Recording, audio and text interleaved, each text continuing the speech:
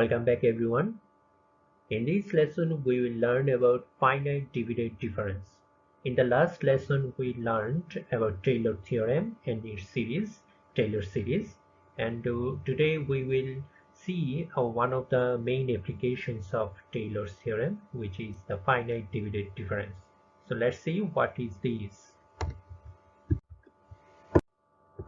So finite dividend differences are mainly useful for determining the differentiation value numerically.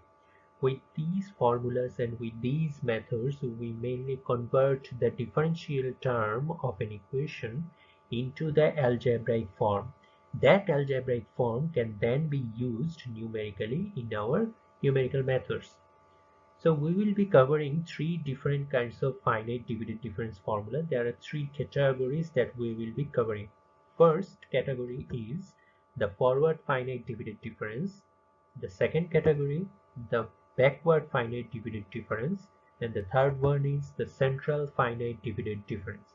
So each of those have some differences among them. Well, we will cover them in next few slides.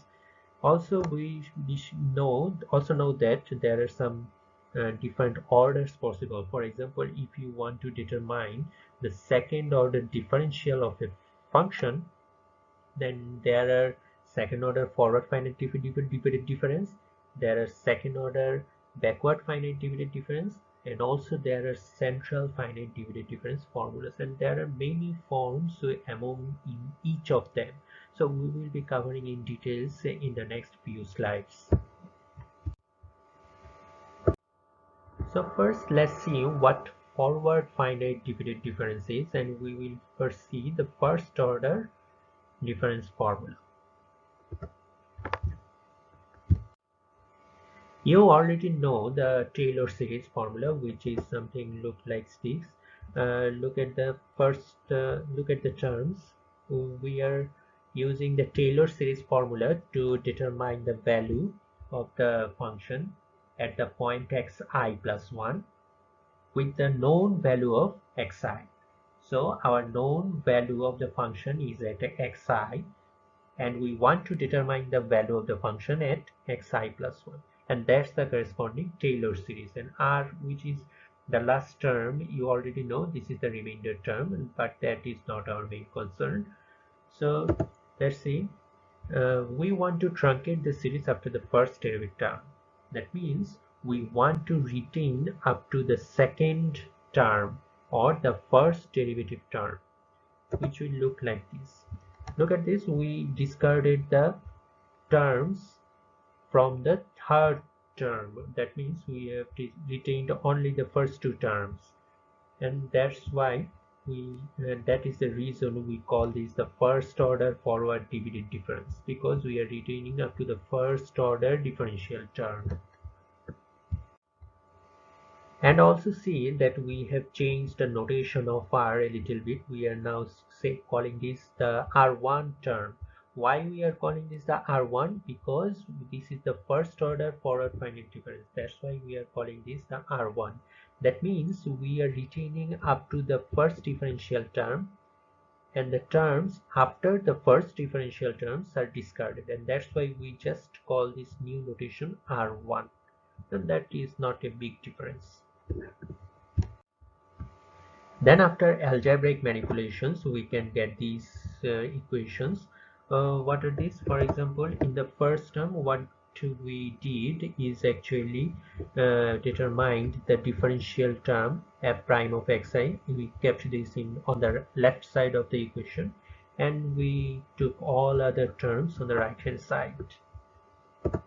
And then we just defined a new notation O of xi plus 1 minus xi, but there are some slight changes in the subscripts. It should be xi plus 1, the whole I plus 1 should be in the subscript notation. I'm sorry for the typing mistake. So please know that is xi plus 1 minus xi. So we have just noticed a new term. It's not actually a new term, it's a new notation actually. We have just used the O notation in place of the R1 notations. So next to in the what we are calling this term is that the delta fi term, which is the difference between the function values at two different points, xi plus 1 and xi. And in the denominator there is the term step size h that we already know from the previous lesson. So that is the final form of the function delta f divided by h. So in this case, delta fi, this is referred to as the first forward difference. First forward difference. And h is noted as the step size. That is the length of the data step within the data points, which is approximation is made. It is termed as the forward difference because it utilizes the data at I and I plus 1 to estimate the derivative. The entire term, this entire term delta fi divided by h is referred to as the first order finite forward divided difference. So this whole term delta fi by h is called the first order finite forward divided difference formula. So just remind that.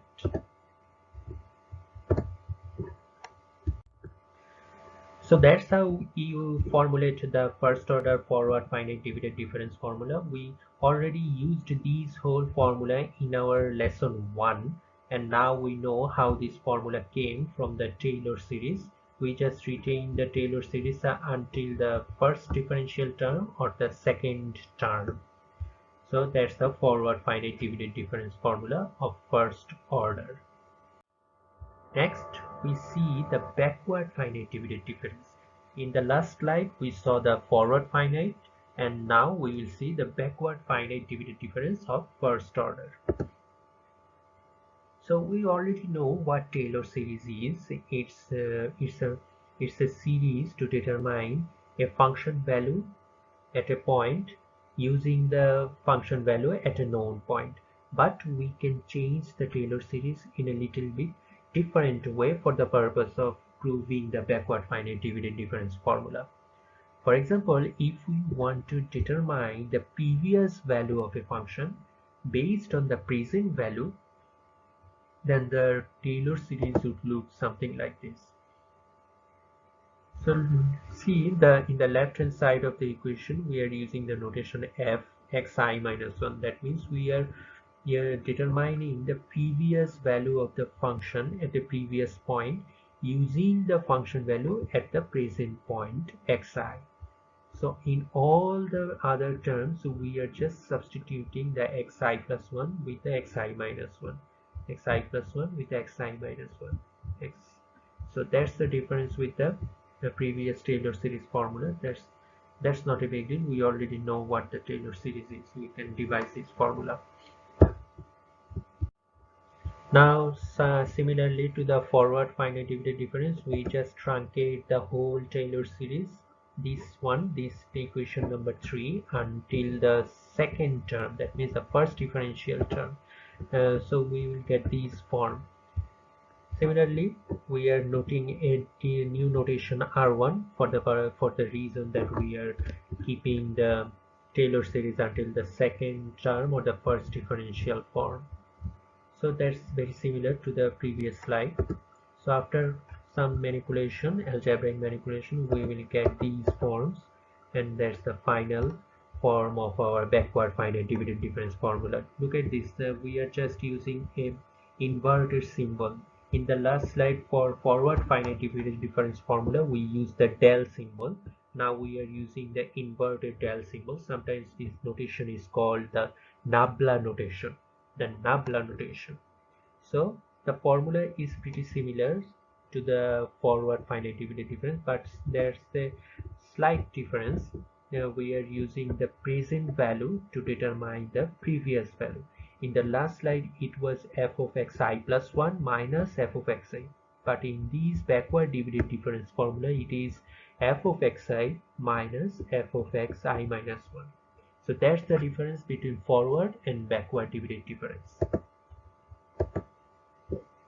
And this is the first order finite backward divided difference formula. So let's move on. Now we will determine the third category we had just seen, central finite divided difference formula. For this purpose, we need two Taylor series. Remember, in the first case, for forward finite divided difference formula, we used the original Taylor series that we learned in the last lesson. But in case of the second category, that means the backward finite divided difference formula, we used a new kind of Taylor series, although it's not just a new kind, rather we just reformulated the equation to find the previous value of a function using the present value of the function. So using those two equations, that means equations of the Taylor series of the first Taylor series of the forward finite divided difference and the Taylor series of the backward finite divided difference, that means equations 1 and equations 3. We use these two equations now to determine the central finite divided difference formula. So what we do, we will subtract equation 3 from equation 1 and we will get something like this. So it's very straightforward, although there are many terms in this equation, but this is nothing but the subtraction of equation 3 from equation 1. So you just try this at home by doing this math on your own. So what we are doing, we are just using if you just carefully note that the difference between the points xi plus 1 minus xi and the difference between the points xi and xi minus 1, both of them is the same value. Actually, it is the step size h. So it is the difference between the data points h. So if we incorporate this h term into this subtracted result, we will get a result something like this. So look at this, we just input the value h in these formulas, xi plus 1 minus xi equal to h, xi minus xi minus 1 equal to h. So that's what we have done. So if we do some algebraic manipulations, we will get something like this. Look at this, in the left hand side of the equation we just got our first difference formula, that means the f prime of xi, first differential term, and on the right hand side we got some other results. Look at this, the final form. In the final form we have f of xi plus 1 in the numerator minus f of xi minus 1 divided by 2h. Look at this, in the numerator, the two terms, function of xi plus 1 minus function of xi minus 1. That means we are using the present value, that means we are using the next value and the previous value to determine the present differential equation. I again say we are using the next function value and the previous function value to determine the present differential term, and that's why it is called the central finite divided difference. We are using the previous and the next value to determine the present value, that means the central value, and that's why it is called the central finite divided difference formula of first order. Why we are calling this the first order? Because we are discarding the higher order terms. We are just keeping the up to the first order, up to the first differential term. Look at this difference equation. We are keeping the first until the first differential term, and that's why we are calling it the central finite difference formula. And look at this, the final notation of O of h square. That means why you're calling this the h square? Because we are discarding from the term, third differential term, where the h has a power of 2. And since we are discarding from this term onward, that's why we are denoting this term O of h square. This square means we are discarding from the term where the h has a power of 2. Okay, so that's the central finite divided difference formula of first order. So let's look at an example. This is a function f of x, and the function at x equal to 0.5 we are going to find out the result. That means we want to find out what is the derivative of the function at x equal to 0.5. So that's the purpose. We want to find out the derivative of the function at x equal to 0.5 with a step size of 0.5.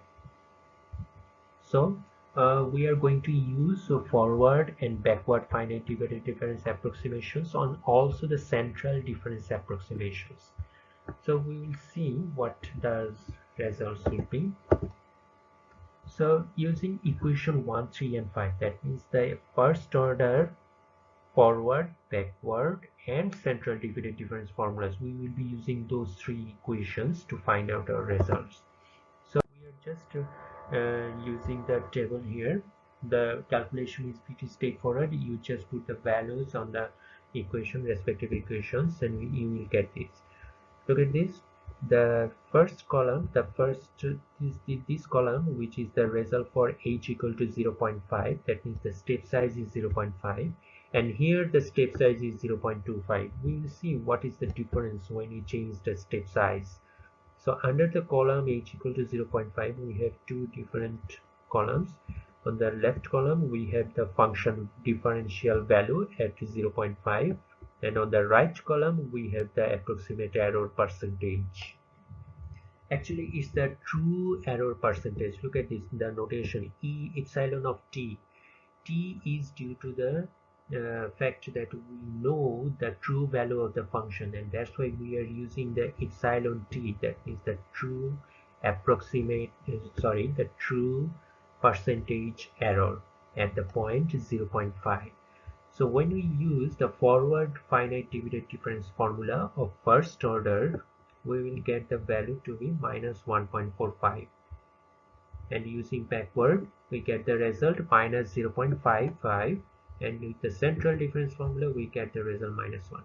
Look at this, the result, the error decreases gradually. For the forward finite divided difference, the error is maximum. Using the backward, the error is diminished, and for the central difference formula, the error is minimum. The error continuously decreasing from forward to backward to central.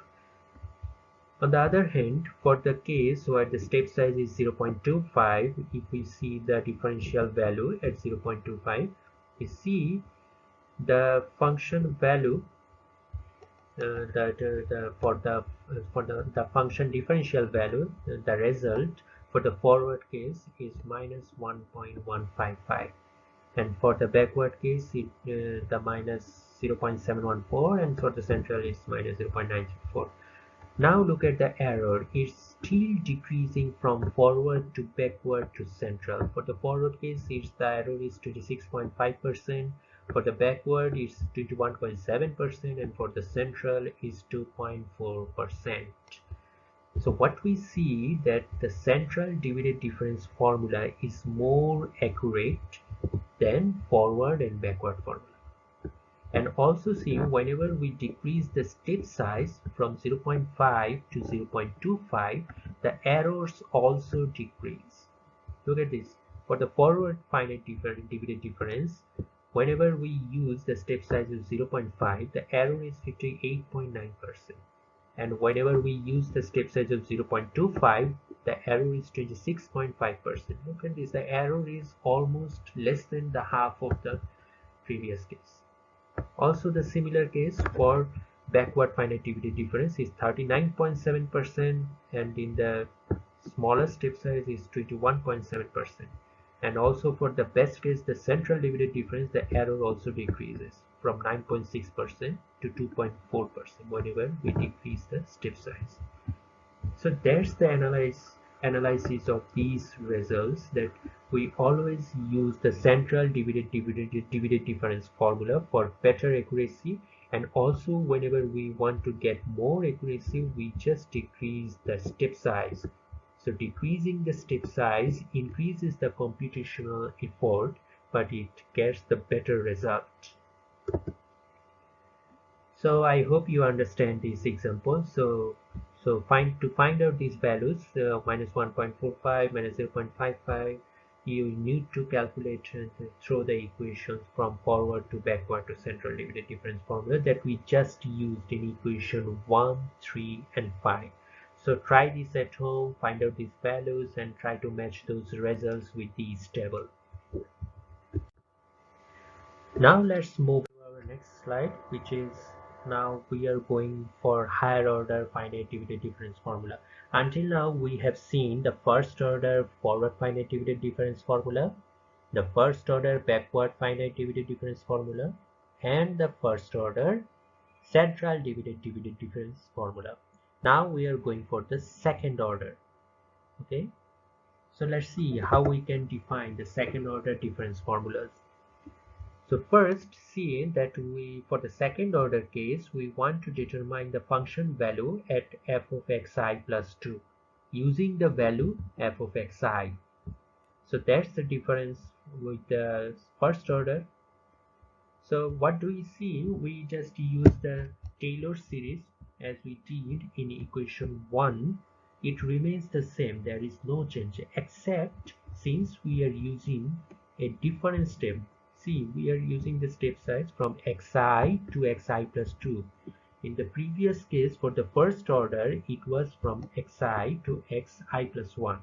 So now the step size has doubled, and that's why in the Taylor series we replace the term h with twice h, and that's the only difference. So if we write down the Taylor series for these case with a different step size, the function would look like this. So this is the main Taylor series, and look at this, the terms, the step size has been increased from xi plus 2 minus xi. So we similarly from as we did see in the first order forward finite dividend difference formulas, the step size was h, but now the step size is twice h. That means xi plus 2 minus xi, which can be manipulated something like this, and we will get the result twice h. So if we input this twice h into the main equation, that means equation 6, we will get this result, the final result. This is the modified form for the second order case with the term twice h. Now, I'm sorry for these notations xi. The I should be in the subscript like this. This I should be in the subscript. This is a typing mistake, and I apologize for that. So you understand, I hope, all of these cases. So let's move on.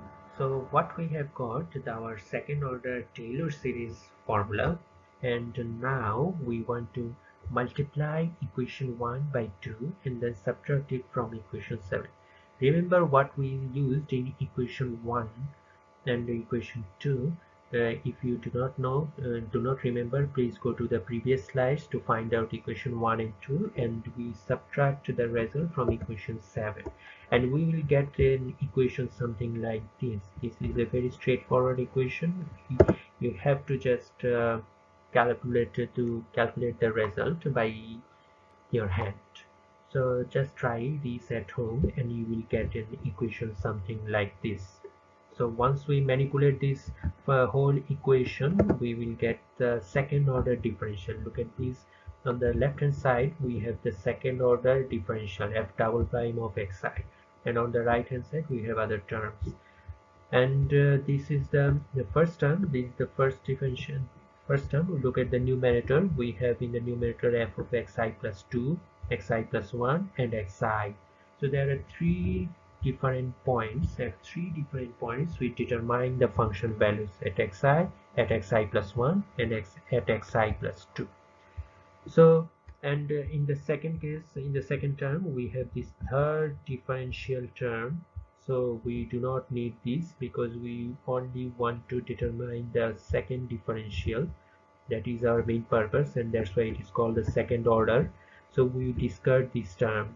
Whenever we discard this term, look at in this term the h has a power of 1, and that's why whenever we use the notation O, the order notation, we use O of h, the power is 1, because from this term onward we are discarding all of the higher order terms, and the first discarded term has a power of h which is 1, 1, and that's why we call this O of h.